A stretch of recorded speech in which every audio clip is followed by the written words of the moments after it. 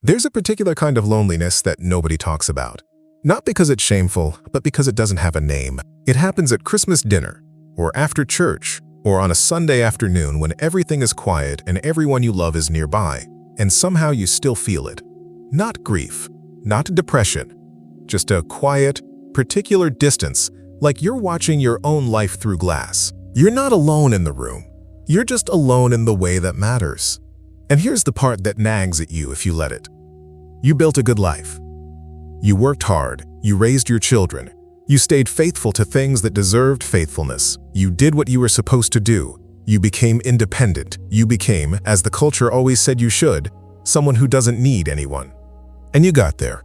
So why does it feel like this? That question is what this video is about, not as an emotional exercise, as a diagnostic one. Because there is an answer. A real one that was written down 190 years ago by a Frenchman who came to America for 9 months and understood something about this country that most Americans have never quite seen. His name was Alexis de Tocqueville. And the word you've spent your life defending as the highest American virtue, individualism, is a word he invented. As a warning, most people don't know that Tocqueville coined the term. It wasn't in common use before he wrote it. He introduced it in the second volume of Democracy in America, published in 1840, and he introduced it carefully, the way a doctor introduces the name of a disease he wants you to be able to recognize.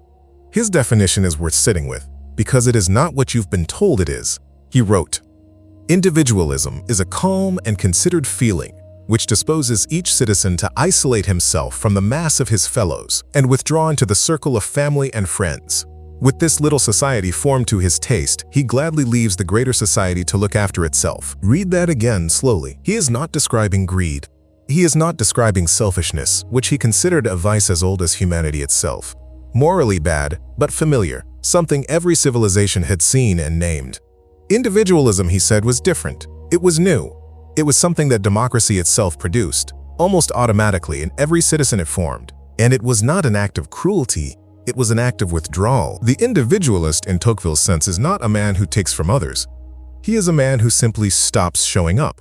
He retreats into his private circle, his family, his friends, his immediate world, and leaves the rest of it, the public world, the civic world, the world that requires something of him, to sort itself out without him. He doesn't hate his neighbors. He just stops knowing them. He doesn't oppose the church. He just finds that Sunday morning has quietly become less essential. He doesn't reject his country. He just finds that the news is easier to turn off than to engage. And this feels, from the inside, exactly like freedom.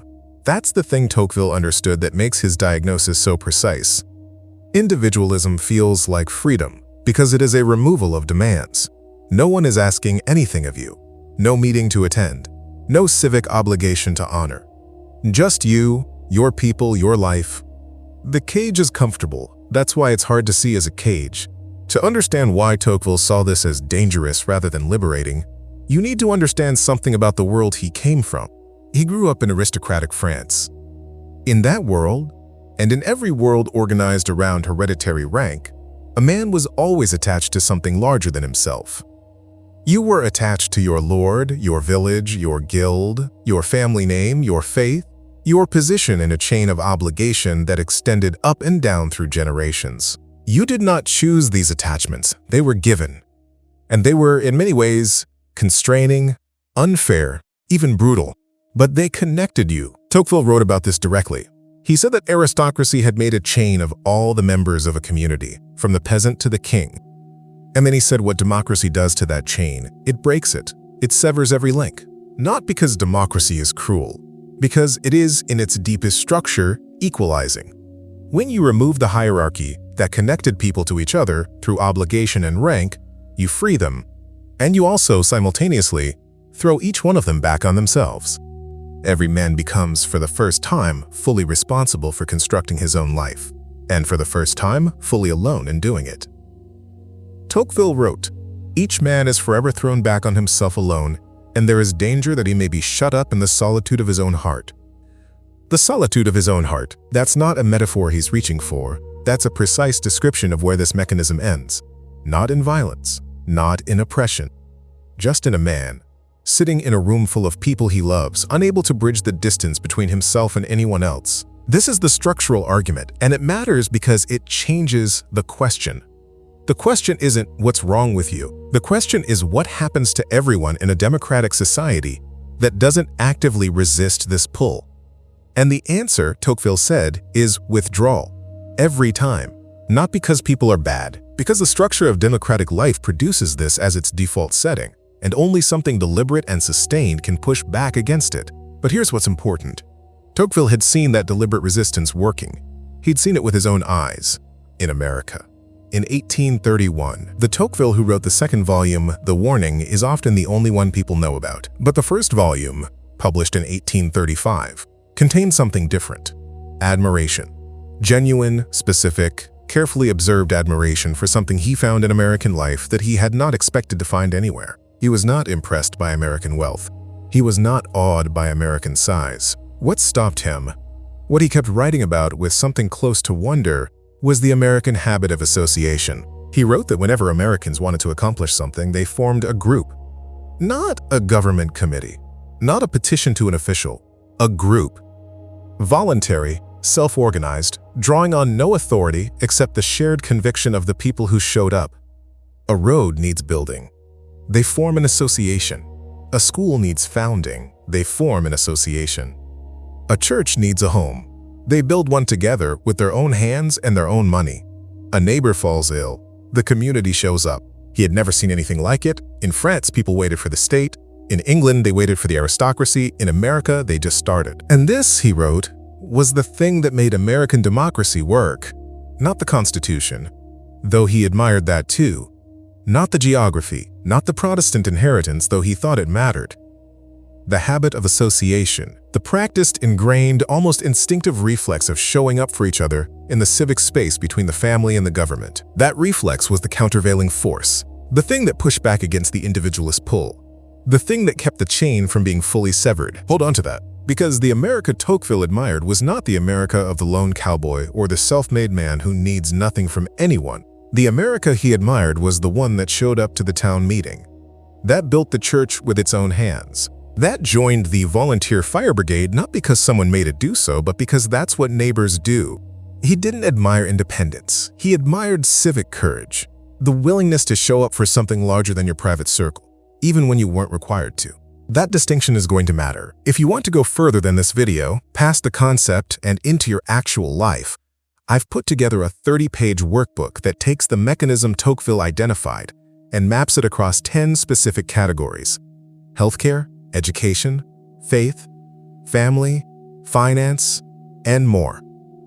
Each section has a self-assessment, so you can see where the narrowing is actually happening to you, and a section on practical resistance.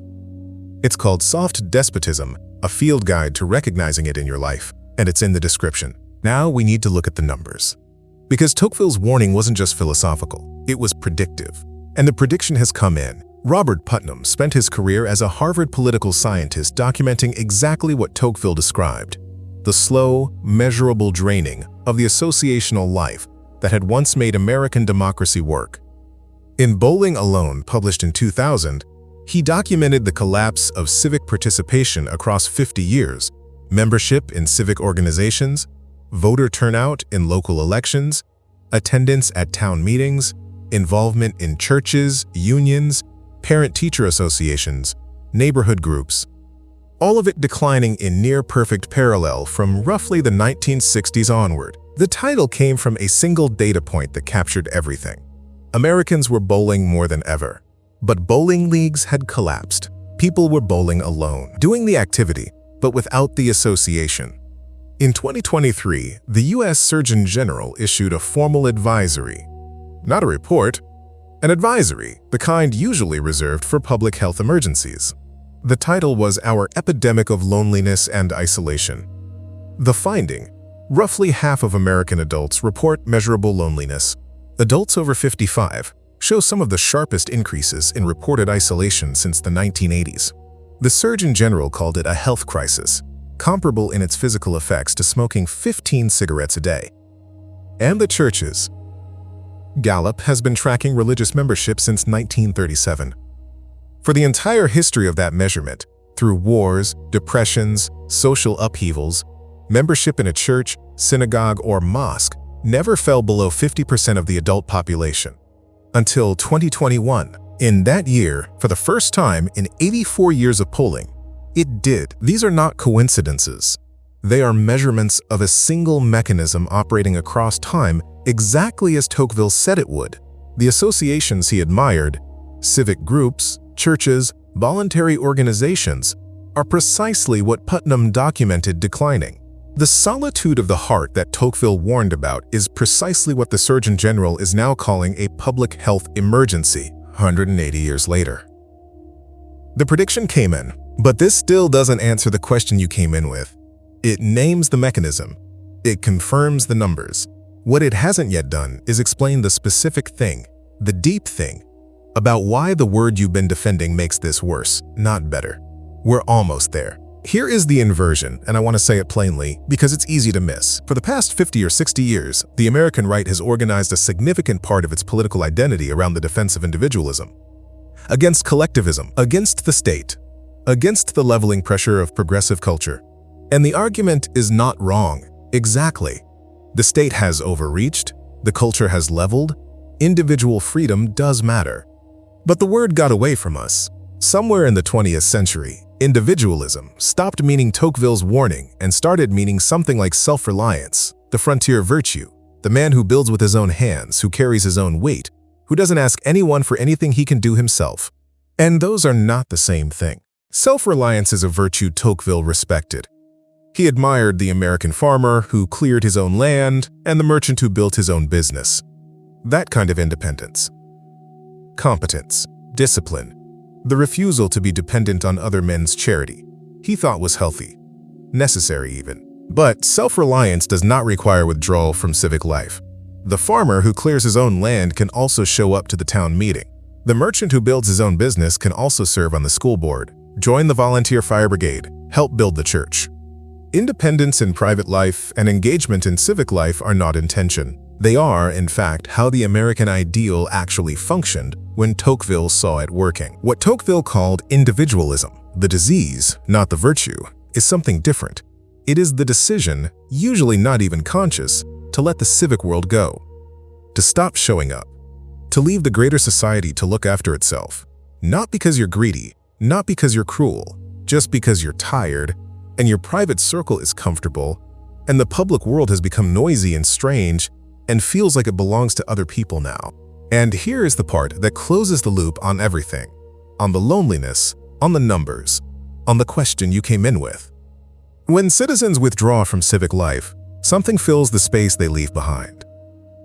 It always does. Nature abhors a vacuum, and so does government. The administrative state, the network of agencies, programs, rules, and regulations that Tocqueville also predicted and feared, expands precisely into the territory that voluntary civic life has vacated. The town meeting disappears. The federal agency appears. The church loses its role in caring for the poor. The welfare department takes it over. The neighbor stops knowing the neighbor. The social worker is dispatched. This is not a conspiracy. It's a sequence. And Tocqueville saw it in exactly those terms. He wrote in the passage that this channel will return to more than once, about a power that is absolute, provident, and mild, one that does not break your will, but softens it, that does not command you, but guides you, that does not destroy, but prevents. A power that, in his words, keeps citizens in perpetual childhood. That power expands only where citizens stop governing themselves. And citizens stop governing themselves, one by one, whenever they find their private circles more comfortable than the civic ones. The individualism you've been defending is not the enemy of that power. It is, without meaning to be, its precondition. The withdrawal came first. The soft despotism moved into what the withdrawal left empty. So what do you do with that? Not, how do you fix the country? Not, how do you win the next election? Something smaller, closer, more honest than either of those. The distinction you leave with is this. Self-reliance is not individualism. They are not the same word, not the same idea, not the same inheritance. One is the virtue that Tocqueville saw working in 1831, the competence and discipline of people who carried their own weight and showed up for each other. The other is the slow withdrawal that he feared would follow, and that has. You did not create this mechanism. You were born into a culture that was already decades into the individualist retreat when you came of age, that handed you the word as a banner and told you it meant freedom. It does not exactly mean freedom. It means the feeling of freedom that comes just before the space you vacated gets filled by something you didn't choose. Knowing that doesn't solve it. But it changes something, because the corrective Tocqueville proposed was not philosophical. It was not a better argument or a different party or a book you should read. It was the habit of showing up. The practiced, sustained refusal to let your civic circle shrink all the way down to your private one. A church you actually attend, not just belong to. A neighborhood you actually know, not just live in. A civic meeting you actually go to, even when you're tired, even when you'd rather not, even when it feels like it won't change anything. The question that remains, the one I'll leave you with, because you'll have to answer it yourself, is a simple one. Not where should you show up. Just, is there somewhere you stopped showing up that cost you something when you left? And is the door still open? Most of the time it is. If there was a moment you first felt that particular distance, present company, absent connection, I'd like to know when it was.